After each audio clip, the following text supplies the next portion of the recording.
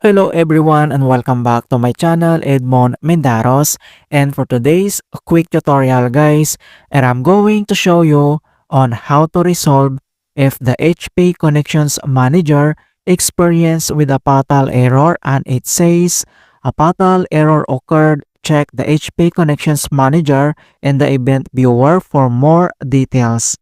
Object reference not set to an instant of an object. So the common causes of the fatal error are network connectivity issues, outdated HP connections, manager software, and conflicts with the other programs. Kung paano ba natin ito i-fix, and without further ado, and let's go ahead.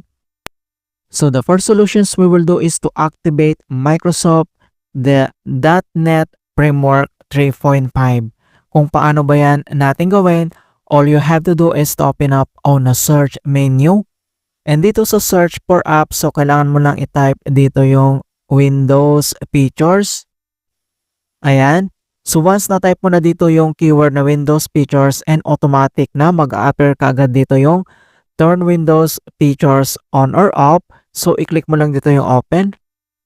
So once na-open mo na dito yung Windows Features on or off, so ang next step ay kailangan lang natin i-check tong box ng Net Framework 3.5 includes Net 2.0 and 3.0. So i-check mo lang yung box and then i-click mo lang dito yung positive sign, and kailangan mo din itong i-check tong dalawa, Windows Communications Foundations.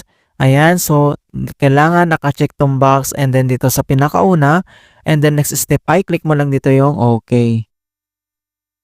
And wait natin na ma-complete yung searching for required files.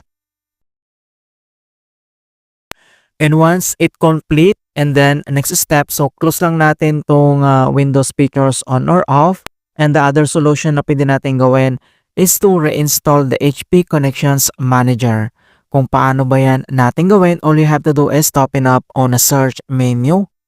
And dito sa search for apps, so type mo lang dito yung control panel. And once na-open mo na tong control panel, ang next step, dito lang sa upper right side ay click mo lang yung arrow na yan. And then i-select mo lang dito yung category. And then dito sa kanyang category settings, ay kailangan mo lang i-select dito yung programs. And kailangan mo lang i-click dito yung uninstall a program. So click mo lang yan. And next step, click mo lang dito yung open. At dito sa right side ay kailangan mo lang i-locate dito yung HP Connection Manager. Alright, so for example ay kailangan mo lang i-select yan. And then next step ay dito sa taas kailangan mo lang i-select dito yung uninstall. Okay, so click mo lang yan. At dito lang sa start menu and kailangan mo lang mag-restart. Okay, so click mo lang yan. Alright, so ganun lang po kasimple on how to fix HP Connections Manager fatal error. And please don't forget to like this video and subscribe to my channel for more quality content. Thank you guys and see you in my next tutorial.